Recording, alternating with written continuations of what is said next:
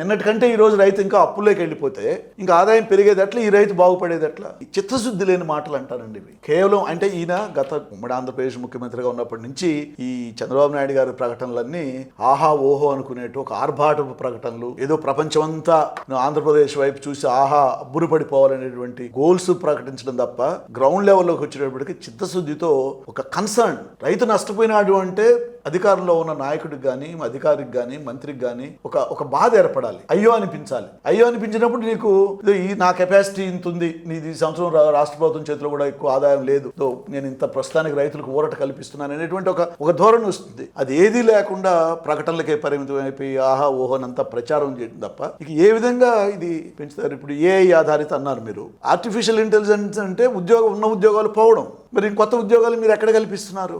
Artificial hub, AI hub ఏంటి? ఇవన్నీ పనికి రాని slogans. Quantum valley, artificial hub.